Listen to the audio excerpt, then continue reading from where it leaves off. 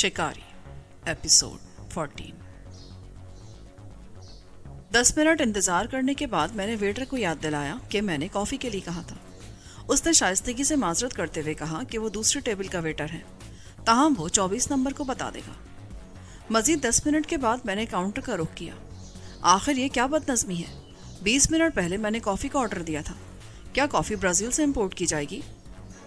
मैंने मैनेजर के शफाफ शीशों वाले कैबिन में जाके कहा और हाथ उठा के उंगली से उस मेज़ की तरफ इशारा किया जहां मैं बैठा था। लेकिन पलट कर देखने पर मुझे कॉफ़ी मेज़ पर रखी नजर आई। मैंने थोड़ा सा खफीफ होके कहा कि गालिबन वेटर मेरा मुंतज़िर था कि मैं शिकायत करने उठूं और वो कॉफ़ी रख दे। मैनेजर ने मेरी मुस्कुराहट के जवाब में मुस्कुरा कर रस्मन इजहार निदामत किया कि मुझे जहमत हुई। वापस लौटते हुए मैंने काउंटर क्लर्क के पीछे नंबरों वाले उस बोर्ड पर निगाह डाली जिसके खानों में कुछ लोगों ने अपने कार्ड लगा दिए थे ताकि आने वालों को इल्म ना हो जाए कि फला साहब किस कमरे में मुकीम है। वही खाली कमरों की चाबियां लटक रही थी और वो चाबियां भी जो मेहमान जाते हुए छोड़ गए थे।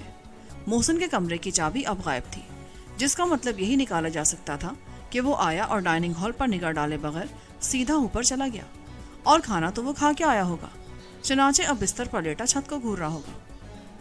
मैंने खासी उजलत में कॉफ़ी ख़त्म की जो अजीब बदजायका जोशांदे जैसा मशरूब थी। ये इतने अच्छे होटल की हिदायत की सरियन खिलाफ वर्जी थी, मगर मैंने मैनेजर को और सारी इंतज़ामिया को माफ़ कर दिया। आदमी खता का पुतला है, क्या मालूम कॉफ़ी ब्राज़ील के बजाय खटमंडू से मंगवाई हो। वेटर वेटर बिल लेके आओ, मैंने चिल्ला के कहा, और चूंकि वेटर का आसपास कहीं वजूद नहीं था इसीलिए मुतादिद अफराद ने लाउड स्पीकर बनने पर मुझे घूरा। कॉफ़ी ठंडी थी। खैर, खटमंडू से आने वाली कॉफ़ी और क्या होगी, बर्फानी इलाके की कॉफ़ी थी। मैंने काउंटर का रुख करते हुए तय किया। फिर मैंने एक मुख्तसर सी तकरीर की जिसका मौजू था कि वेटर नंबर 24 जो 24 मिनट बाद कॉफ़ी उस वक्त लाया जब मैं हुक्काम बाला से रुजू कर चुका था। फिर जो कॉफ़ी वो लाया अगर वो वाकई ब्राज़ील की थी तो उससे चीन के और ब्राज़ील के ताल्लुकात पर बुरा असर पड़ सकता था। और अब मैं बिल के लिए गला फाड़ रहा हूँ मगर 24 नंबर ने अभी तक लब्बैक नहीं कहा, वगैरह वगैरह। काउंटर क्लर्क ने भी रिवायती शाइस्तगी से माजरत चाही और कहा कि बिल मिस्टर मोहसिन रजा के कमरे में भिजवा दिया जाएगा, इंशाल्लाह रातों रात। मोहसिन के रूम का दरवाज़ा बंद था लेकिन मुकफ़िल नहीं था और अंदर लाइट नज़र आ रही थी। मैंने कुफल के गोल दस्ते को घुमाया और दरवाज़ा किसी तरद्दुद के बगैर खुल गया। मिस्टर मोहसिन रजा, मैंने जूतों समेत बिस्तर पर दराज होकर कहा, तूने राबिया का रिश्ता नामंजूर कर दिया नाखल्फ। मोहसिन ने कोई जवाब ना दिया। वो बाथरूम में था और वॉश बेसन में हाथ मुंह धो रहा था। कतई नज़र इस बात के कि राबिया बहुत अच्छी लड़की है, वो बहुत अच्छी वकील भी है और निरा इनकार करना बहुत से कानूनी मसाइल पैदा कर सकता है। मसलन ये हतक इज्जत का केस है, धोखाधड़ी का केस भी बन सकता है।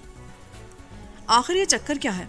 मैं मुसलसल बकवास कर रहा हूँ और अंदर मुसलसल पानी गिर रहा है मगर ना मोहसिन बाहर आता है ना उसका जवाब आता है। मैंने उठकर गुसल खाने का रुख किया। अभी मैं बाथरूम की दहलीज पर ही था कि किसी ने मुझे पीछे धक्का दिया और मैं रूम के अंदर गया तो पीछे से खट से दरवाज़ा बंद हो गया। मैंने खुद को तसादुम से बचाने की खातिर ज़बरदस्त ब्रेक लगाए मगर गुसल खाने का फर्श चिकना और गीला था। मैं फिसलता हुआ गया और दीवार पर मुंतबिक हो गया। उसी वक्त मुझे अपने जिस्म पर पीछे की तरफ कूले के पास चुभन सी महसूस हुई। मैंने संभलने के लिए हाथ फैलाए और शावर को पकड़ लिया।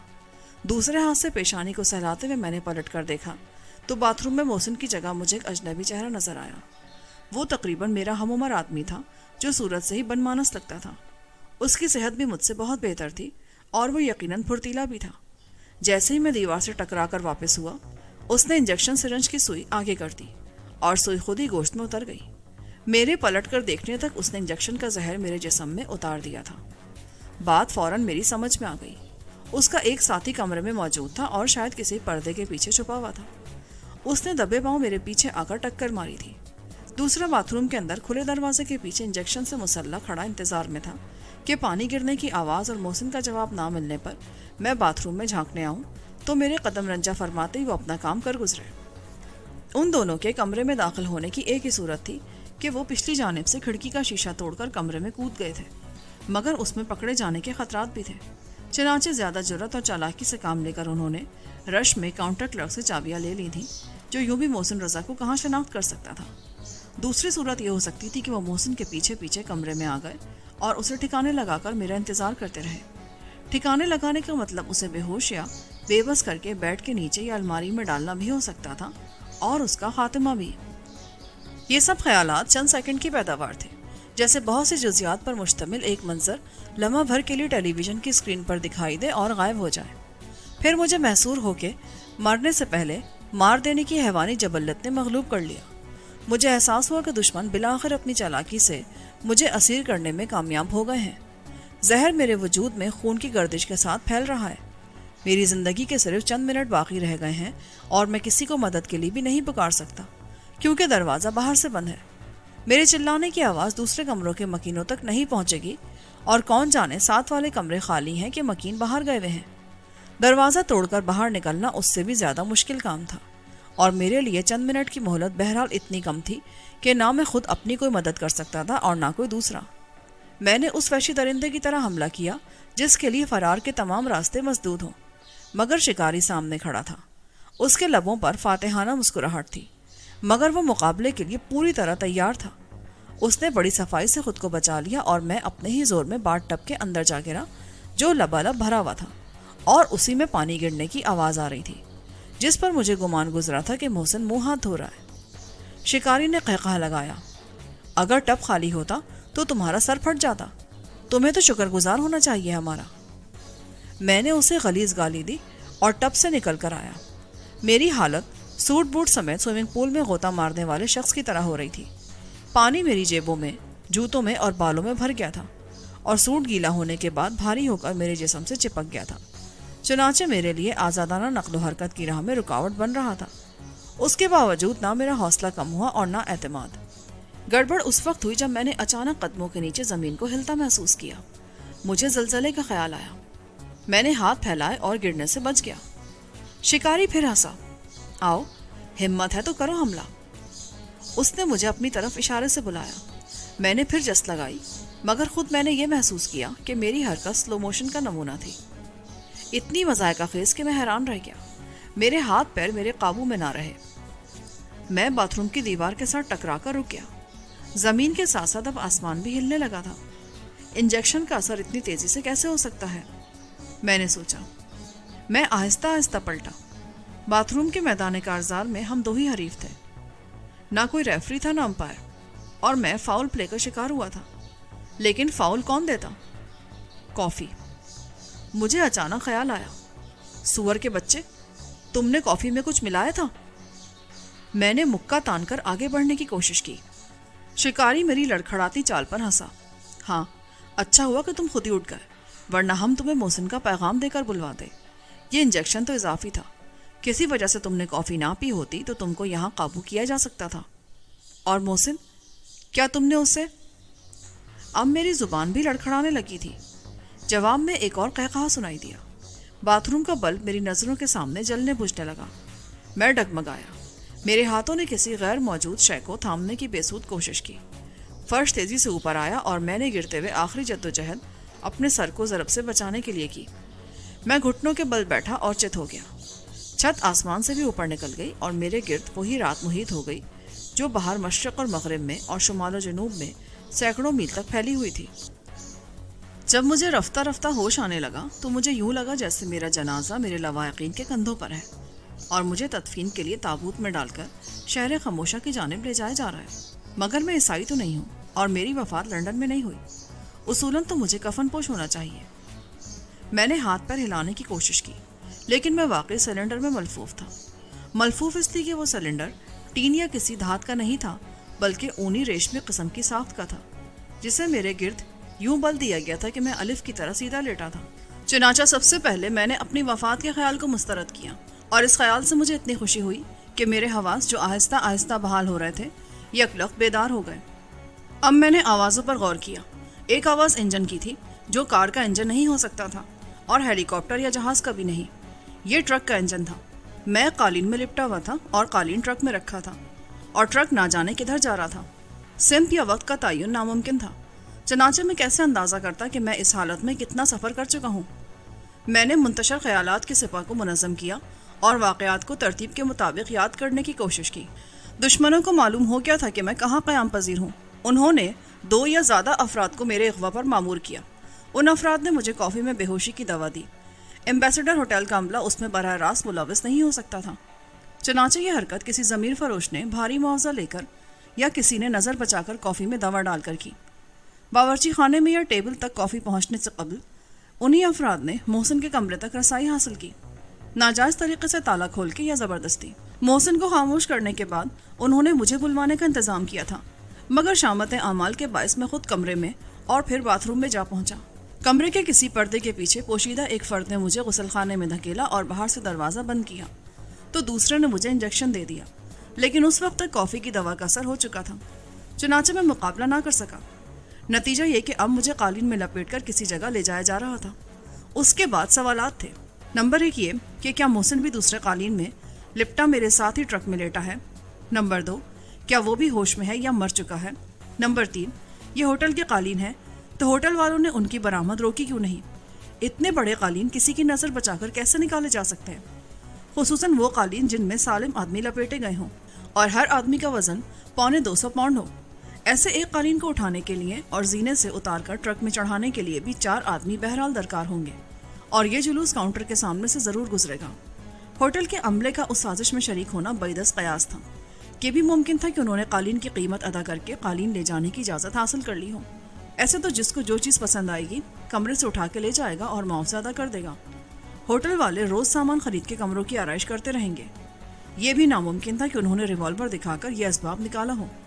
ہوٹل کے اندر اور باہر اتنے لوگ ہوتے ہیں اور سڑک تک اتنا فاصلہ ہوتا ہے کہ یہ کام اسٹین گن کی مدد سے بھی نہیں لیا جا سکتا۔ بینک لوٹنے والے صرف ایک راستے کو کنٹرول کرتے ہیں اور ایک ہال کے محدود عملے کو۔ پھر یہ کیسے ممکن ہوا؟ اب میں پوری طرح ہوش میں تھا، چنانچہ میں نے ممکنات اور ناممکنات کے اسباب پر غور ملتوی کیا۔ جو ہونا تھا وہ ہو چکا تھا، اب غور طلب مسئلہ مستقبل کا تھا، یعنی کیا ہونے والا ہے۔ میں انتظار کے سوا کچھ نہیں کر سکتا تھا، ہر لمحہ امید کا دامن باندھے رکھنے کے سوا میں کچھ نہیں کر سکتا تھا، اور مارنے والے سے بچانے والے کے ہاتھ کے زبردست ہونے پر یقین رکھنے کے سوا بھی کچھ نہیں کر سکتا تھا۔ میں چلا تک نہیں سکتا تھا کیونکہ میرے منہ میں کپڑا ٹھونس دیا گیا تھا۔ ٹرک بالآخر رک گیا اور مجھے اس خول سمیت گھسیٹا گیا جس کے اندر میں بند تھا۔ قالین کو آگے پیچھے سے اٹھایا گیا تو میں کمان ہو گیا۔ قالین بھت سے نیچے گرا اور بیک وقت 2 افراد نے ایک دوسرے کو حرام خوری کا الزام دیا۔ قالین کی کئی تہوں میں لپٹے ہونے کے باعث مجھے چوٹ نہیں آئی تھی۔ کسی تیسرے شخص نے غرا کے کہا کہ یہ وردیہ نہیں، کاشانی قالین ہے۔ دوسری بار مجھے اٹھایا گیا تو اس نے درمیان میں سہارا فراہم کیا۔ میں نے کلوپترا کا تصور کیا جسے اسی طرح قالین میں لپیٹ کر شاہی دربار میں پیش کیا گیا تھا۔ قالین کو ایک کنارہ تھام کے جھٹکا دیتے ہیں۔ کلوپترا لکڑی کے کسی لٹھے کی طرح لڑکتی ہوئی عین شاہ کے قدموں میں پہنچی تھی اور اٹھ کھڑی ہوئی تھی، لیکن میرے ساتھ ایسا نہیں ہوا۔ چند منٹ بعد مجھے پوری احتیاط کے ساتھ فرش پر رکھ دیا گیا اور مجھے لانے والوں نے اجرت پر احتجاج کیا۔ وہ کرائے کے ٹرک کے ڈرائیور اور کلینر تھے جو 100 کے بجائے 200 کا مطالبہ کر رہے تھے۔ اتنا قیمتی قالین بادشاہو، اپنے تو مونڈے بھی وزن سے ٹوٹ گئے۔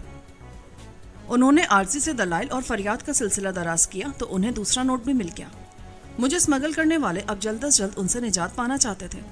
کسی نے ٹھوکر مار کے قالین کو دھکیلا اور میں گھومنے لگا۔ آخری بل کھلتے ہی میں نے دیکھا کہ میں کوٹھی کے برآمدے میں لیٹا ہوں۔ برآمدہ عقبی حصے کا تھا کیونکہ مجھے وہ سیڑھیاں نظر نہیں آئیں جن کے سامنے ٹرک رکا تھا۔ مجھے اٹھانے والوں نے 3 زینے طے کیے تھے۔ کہیں نہ کہیں وہ دروازہ بھی ہونا چاہیے تھا جس سے گزر کے ٹرک اندر آیا تھا۔ اس برآمدے کے گرد لکڑی کا جنگلہ سا تھا جو خاصا پرانا اور بے رنگ تھا۔ اوپر چھت میں گول ٹیوب لائٹ کا روشن حلقہ تھا۔ میرے دائیں ہاتھ پر وہی شخص ریوالور لیے کھڑا تھا جس نے مجھے باتھ روم میں انجیکشن لگایا تھا۔ بائیں ہاتھ کھڑا ہوا شخص فلموں اور کارٹونوں میں دکھائے جانے والے الادین کے طلسماتی چراغ کے جن کے نسبتاً چھوٹا ماڈل تھا، لیکن اس کے باوجود دیوزاد لگتا تھا۔ اس کا قد 6.25 فٹ کے لگ بھگ تھا اور وزن کسی بھی صورت 350 پاؤنڈ سے کم نہ تھا، یعنی مجھ سے دگنا۔ وزن اور قد کی مناسبت سے اس کے جسمانی اعضاء بھی جناتی قسم کے تھے۔ مزید نفسیاتی تاثر کے لیے اس نے محض ایک جانگیا پہننے پر اکتفا کیا تھا، چنانچہ اس کا لقدق، چٹان جیسا سینہ، مشق جیسا پیٹ، کسی رومن عمارت کے ستونوں جیسی ٹانگیں اور مقدر جیسے ہاتھ بہت نمایاں تھے۔ اس نے سر منڈوا کے خود کو تماشا بنا لیا تھا کیونکہ اتنے بڑے جسم پر اتنا چھوٹا سا سر بہت مذائقہ خیز لگتا تھا۔ لمبی لمبی مونچھوں اور تھوڑی تک محدود داڑھی نے اسے بچوں کے لیے تو واقعی خوفناک بنا دیا تھا، مگر مجھے وہ بالکل کارٹون لگا۔ میں نے گہری سانس لی اور اپنے ہاتھوں پیروں پر رسی کے بل سے پڑ جانے والے نشانات کو ملا۔ پھر میں اٹھ بیٹھا۔ میرے جسم پر لباس کا ایک تار تک نہ تھا، چنانچہ میں کھڑا نہیں ہوا۔ ہیلو، میں نے کہا۔ کیا یہاں دوسرا راؤنڈ ہوگا؟ آؤ گے میری طرح میدان میں؟ ریوالور والے نے مجھے گالی دی. دوسرا راؤنڈ تمہارے باپ سے ہوگا. اس کے لیے تو تمہیں قبر میں گاڑنا پڑے گا، میانی صاحب کے قبرستان میں. ٹائیگر وہ دیوزاد سے مخاطب ہو کے بولا، اس کو سنبھالنا، میں اس کے کپڑے لاتا ہوں. وہ برآمدے کے ایک دروازے سے اندر چلا گیا. اندر کسی کمرے میں اسٹیریو بج رہا تھا. پھر کوئی عورت کھلکھلا کے ہنسی. میں نے اندھیرے میں آس پاس کی آبادی کا تعین کرنا چاہا، مگر تاحد نظر ویرانی اور تاریکی کے سوا کچھ نہ تھا، اور رات کا سکوت اتنا گہرا تھا کہ دور سے ایک مینڈک کے ٹررانے کی آواز بھی سنائی دے رہی تھی. ٹائیگر، یہ بھلا کیا نام ہوا؟ تمہارے ابا سرکس میں تھے کیا؟ بھونکنے کی ضرورت نہیں ہے. ٹائیگر نے مجھے خونخوار نظروں سے گھورا. ٹائیگر میرے کتے کا نام تھا، جو خارش میں مبتلا ہوا اور پاگل ہو کے مرا. بالکل تمہارا ہم شکل تھا. اس کی روح لگتا ہے تم میں سما گئی ہے. تم غراتے بھی ویسے ہی ہو، مرو گے بھی ویسے ہی. بکواس بند نہیں کی نا تو تھپڑ مار کے 32 ہاتھ وچ رکھ دوں گا. وہ مشتعل ہو کے بولا. چونکہ میرا مقصد ہی اسے مشتعل کرنا تھا، اس لیے میں نے کہا، ویسے وہ بھی دیکھنے کا تھا. بزدل اتنا تھا کہ بلی سے ڈرتا تھا، اور اس بلی سے نہیں جو شیر کی خالہ تھی، بلکہ وہ جو 900 چوہے کھا کے حج کو گئی تھی. تم بھی اس چوہے سے ڈرتے ہو. کیا نام ہے اس کا؟ دلاور. ٹائیگر نے مجھے غلیظ گالی دی اور آگے بڑھا. بے خیالی میں وہ مجھے نام بتا چکا تھا. گینڈے کے بچے، قریب آیا تو مکہ مار کے ڈھول جیسا پیٹ پھاڑ دوں گا. وہ یکلخت مجھ پر لپکا اور اس کے حلق سے حقے جیسی آواز نکلی. میں بالکل تیار تھا. ابھی وہ مجھ تک پہنچا ہی تھا کہ میں گھٹنوں کے بل کھڑا ہوا اور میں نے اس کے پورے وجود کو دونوں ہاتھوں پر سنبھال کر سر سے گزار دیا. وہ اپنے ہی زور میں آگے گیا اور برآمدے کی دیوار سے جا ٹکرایا. دھماکے سے دیوار ہل گئی اور ٹائیگر کے حلق سے جو کرہ بلند ہوئی وہ بھینسے کے ٹکرانے سے مشابہ تھی. وہ 2 فٹ کی بلندی سے فرش پر گرا اور ساکت ہو گیا. یہ کیا ہو رہا ہے؟ دلاور نے اچانک دروازے میں نمودار ہو کے کہا. مجھے حکم ملا ہے کہ بلا تعمل گولی مار دوں. ضرور مار دو دلاور بھائی، میں نے ٹائیگر کی طرف دیکھ کر کہا. مجھ سے شرط لگا رہا تھا کہ سر کی ٹکر سے دیوار گرا سکتا ہوں. غنیمت ہے کہ یہ جھوٹ تھا، ورنہ ابھی تم اندر ملبے میں دفن ہو جاتے. میں تمہاری بات کر رہا تھا. دلاور نے میرے کپڑے کھینچ کر میرے منہ پہ مارے. اچھا. میں نے کپڑے کیچ کیے اور پہننے لگا. گولی میں ریوالور ہے. گولی میں ریوالور. لا حول ولا قوت. دماغ الٹ کیا ہے میرا؟ ابھی اگر قمیص کی جگہ پتلون اور پتلون کی جگہ قمیص پہن لوں تو کوئی تعجب کی بات نہیں. یہ بتاؤ میرا محسن کہاں ہے؟ تمہارا کون محسن ہے؟ ہم کسی محسن کو نہیں جانتے. زیادہ کامیڈین بننے کی ضرورت نہیں ہے. دلاور چراغ پا ہو کے بولا. مگر مجھے یہ جان کر خوشی ہوئی کہ وہ محسن سے واقف نہیں ہے.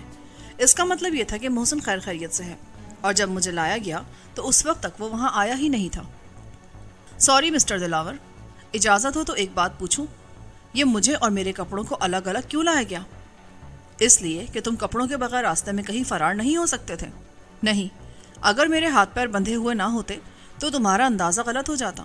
میں بغیر کپڑوں کے میراتھن ریس لگاتا تو پوری انارکلی اور پورے مال روڈ پر سے گزر جاتا. اب لگاتے ہو شرط؟ دروازہ پھر کھلا اور اس بار جو شخص نمودار ہوا اسے دیکھ کر میں ساری شوخی بھول گیا. میرا خیال تھا کہ ٹائیگر سے نمٹنے کے بعد دلاور کو بھی چکر دیا جا سکتا ہے، مگر مندری والے ٹیکسی ڈرائیور کو دیکھ کر مجھے اندازہ ہوا کہ میں پیشہ ور اور سفاق قاتلوں کے ٹھکانے پر ہوں، جہاں میری موجودگی کی خبر کسی اور کو نہیں ہوگی. یہ شہر کی 4 میں سے کسی ایک سمت کا مضافاتی علاقہ تھا، جہاں ایک کوٹھی کا دوسری سے فاصلہ بھی پتہ نہیں چلتا تھا. یہ بھی ممکن تھا کہ اس کوٹھی کے ارد گرد محض جنگل ہو، اور صبح کا اجالا پھیلنے کے باوجود اس ویرانے میں امید کی ایک کرن بھی نہ ملے. ٹائیگر کو کیا ہوا ہے؟ مندری والے نے بھی اپنا ریوالور نکال لیا. اس نے دیوار کو ٹکر ماری تھی، خود ہی ٹوٹ گیا. میں نے کہا. اسی وقت ایک فائر ہوا اور میں غیر ارادی طور پر جھک گیا. میں یقین سے نہیں کہہ سکتا کہ مندری والے نے جان بوجھ کر میرا نشانہ نہیں لیا تھا یا غوطہ مارنے سے گولی سیدھی نکل گئی تھی. اس وقت مجھے ایسا ہی محسوس ہوا جیسے مندری والے نے مشتعل ہو کر میرے سر پر گولی چلا دی تھی. میرے کانوں میں سائیں سائیں ہونے لگی. مندری والا آگے بڑھا. اس کی کنجی آنکھیں نفرت سے دہکتے انگاروں کی طرح چمک رہی تھیں. میرا خیال تھا کہ ابھی وہ اسی رفتار سے 2 قدم اور اٹھائے گا، مگر اس نے اچانک اچھل کر میرے منہ پر پوری قوت سے تھپڑ دے مارا. میرا گال جلنے لگا. ٹائیگر نے کرہا کر کروٹ لی اور اٹھ بیٹھا. اندر اسٹیریو بند ہو گیا. چودھری دلاور کے سامنے اتنی ہی بات کرنا جتنی ضرورت ہو. چلو اندر. مندری والا بولا. تھپڑ کے رد عمل کے طور پر میں اپنا ہاتھ اٹھاتے اٹھاتے رہ گیا. ایک نہیں 2 ریوالوروں کی سرد شفاق نالے مجھے گھور رہی تھیں. اور ان کے اندر اشارے کی منتظر بیٹھی ہوئی ہر گولی میرے دل اور میرے سر میں اتر جانے کے لیے تیار تھی۔ میں نے دروازے کی طرف قدم بڑھایا اور وہ دونوں میرے پیچھے ہو گئے۔ یہ میرے لیے انکشاف تھا کہ چودھری دلاور وہ ہیں جس کے سامنے اب مجھے پیش ہونا ہے، وہ نہیں جسے میں دلاور سمجھے ہوا تھا۔ ٹائیگر نے میری بات کا مطلب غلط سمجھا تھا۔ وہ سمجھا تھا کہ میں اس کوٹھی کے مالک کا نام پوچھ رہا ہوں اور اس کے آقا کو چوہا کہہ رہا ہوں۔ لکڑی کا پالش کیا ہوا بیرونی دروازہ پورا کھلا ہوا تھا۔ اندر کے جالی والے فلائی پروف دروازے کو دھکیل کر میں نے خود کو ایک خوابگاہ میں پایا جس کی تزئین و آرائش سے رئیسانہ ٹھاٹ باٹ کا پتہ چلتا تھا، لیکن اس بیڈ روم میں کوئی نہیں تھا۔ میں کمرے کے وسط میں رک گیا۔ سیدھے آگے چلو، دائیں جانب، مندری والے نے مجھے حکم دیا جو مجھ سے 4 قدم پیچھے تھا۔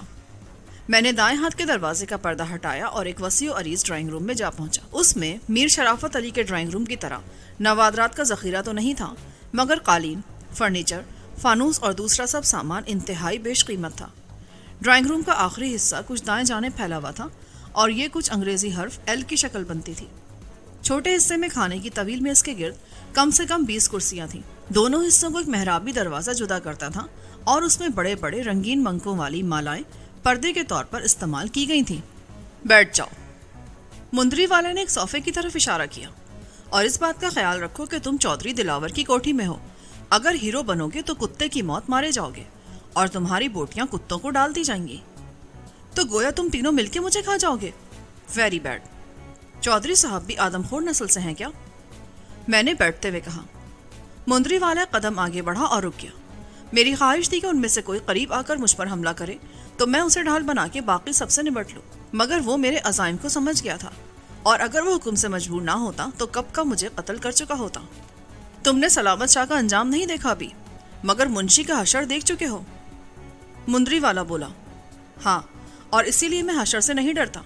میدان حشر میں صورتحال اس کے بالکل برعکس ہوگی۔ مندری والے نے اپنے ساتھی کو اشارہ کیا کہ سامنے آ جائے۔ ٹائیگر میرے پیچھے آ کھڑا ہوا۔ مندری والے نے ان سے کہا کہ اگر میں صوفے سے اٹھنے کی کوشش بھی کروں تو مجھے گولی مار دی جائے یا ٹائیگر ڈنڈے سے میرا سر پھاڑ دے۔ ڈنڈا شاید اس نے ہوش میں آنے کے بعد اندر آتے ہوئے اٹھا لیا تھا، یا اس کا حوالہ محض مجھے دہشت زدہ کرنے کے لیے دیا گیا تھا۔ میں اچھی طرح جانتا تھا کہ چودھری دلاور کے حکم کے بغیر وہ مجھے نہیں مار سکتے۔ چودھری دلاور نے کسی خاص مقصد کے تحت مجھے ملاقات کے لیے بلوایا تھا، اور اس مقصد کو حاصل کیے بغیر مجھے قتل کرنا ہوتا تو وہ اتنا تردد ہی کیوں کرتے؟ یار، میں غلط سمجھا تھا، تم تو ذرا بھی دلاور نہیں ہو۔ چاہوں تو میں ابھی تمہیں اٹھا کے باہر پھینک دوں، اس توپ سمیت، مگر اب مجھے چودھری صاحب سے ملنے کا واقعی اشتیاق ہے۔ مجھے اچھی طرح معلوم ہے یہ سب ڈھونگ ہے، تمہیں اختیار ہی نہیں کہ تم مجھ پر گولی چلا سکو، اور اس تربوز کا ڈنڈا تمہیں۔ میری بات نامکمل رہ گئی۔ مندری والا ایک سرچ لائٹ اٹھائے ہوئے نمودار ہوا جو اس نے مخالف دیوار کے پلگ سے لگا دی۔ ایسی لائٹس میں نے فلموں کے سیٹ پر اسٹوڈیوز میں دیکھی تھی یا فوٹوگرافرز کی دکان پر۔ سرچ لائٹ ایک اسٹینڈ پر نصب تھی، اور جب مندری والے نے اس کو اوپر نیچے کرنے کے بعد صحیح زاویے پہ لا کے آن کیا تو مجھے یوں لگا جیسے آدھی رات کو سورج سوا نیزے پر آ گیا ہو۔ اس روشنی کے پیچھے کیا، اس کے دائیں بائیں بھی اب مجھے کچھ نظر نہیں آ رہا تھا۔ مندری والے نے چند منٹ کے بعد دوسری سرچ لائٹ کمرے کے دوسرے کنارے پر لگائی، اور میرے سامنے دونوں گوشوں سے امڑنے والے بے رحم روشنی کے اس سیلاب نے مجھے اندھا کر دیا۔ روشنی میری آنکھوں میں یوں چبھنے لگی جیسے آنکھوں میں شیشے کا برادہ پڑ گیا ہو۔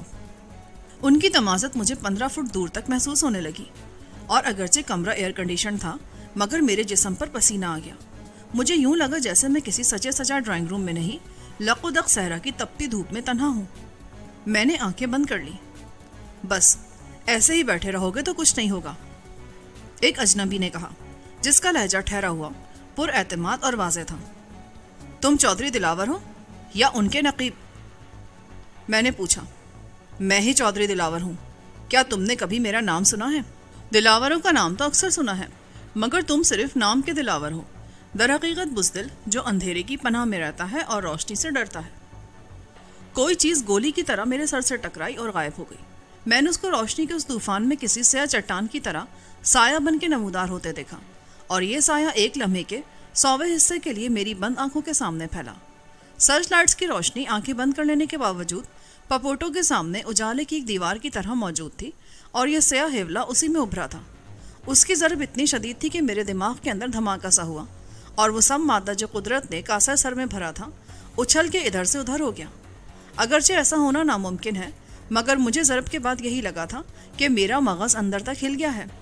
میں نے آنکھوں کے سامنے رنگین عکسیں بنتے دیکھے جو ایک دوسرے میں خلط ملط ہو رہے تھے۔ میرے کانوں میں شور گونجنے لگا۔ میں خلا میں قلا بازیاں کھاتا رہا، جیسے ساری کائنات کسی قیامت آفری زلزلے سے تہ و بالا ہو رہی ہو۔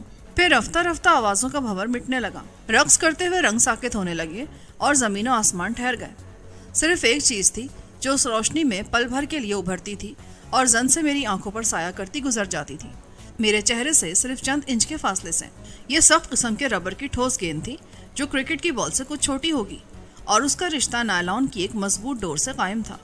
روشنی کے پیچھے کوئی ہاتھ اس گیند کو مسلسل دائرے میں حرکت دے رہا تھا اور بال کے زور سے ڈور تنی ہوئی تھی۔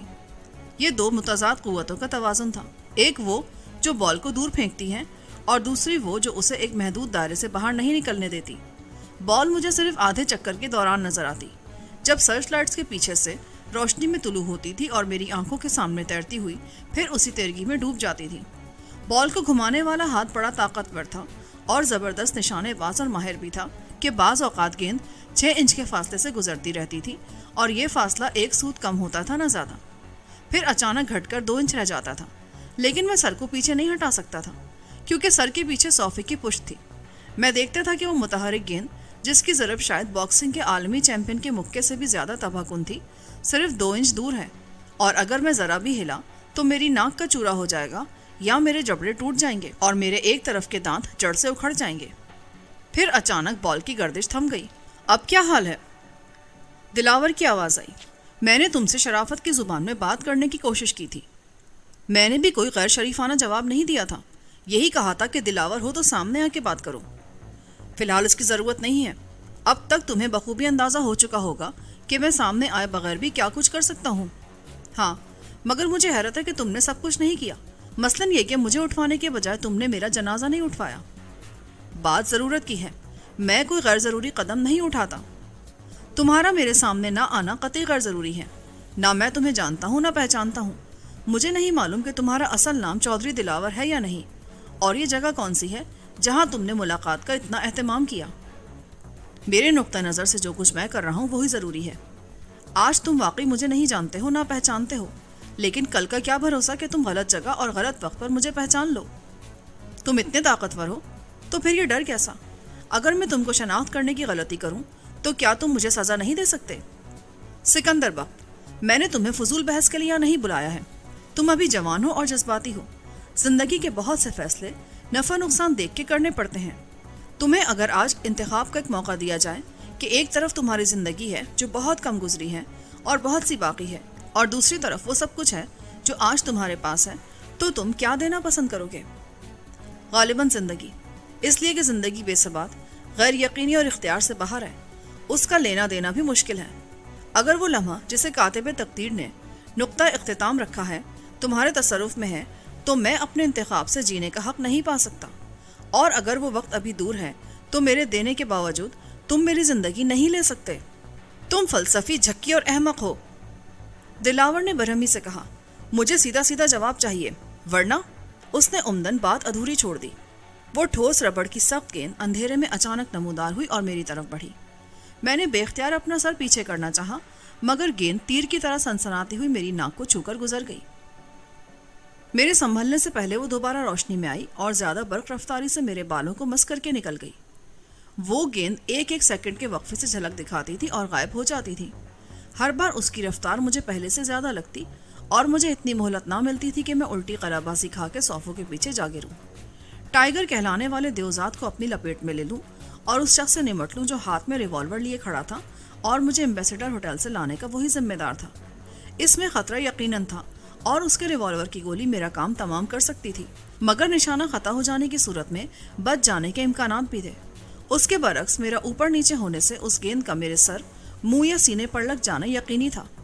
پہلی بار جو ضرب لگی تھی وہ شدید نہیں تھی، ورنہ سر کی اندرونی چوٹ سے نکلنے والا خون میری کھوپڑی میں منجمد ہو جاتا تو میں بے ہوشی کے عالم میں 2-4 گھنٹے، 2-4 دن یا ہفتے گزار کر انتقال کر جاتا۔ سینے پر چوٹ لگتی تو صرف پسلیاں ہی نہیں، اندر دل، جگر تک سب ٹوٹ پھوٹ جاتے۔ پیٹ پر پڑتی تو معدہ اور آنتیں ناقابل استعمال ہو جاتے۔ چنانچہ میں دم سادھے بیٹھا رہا۔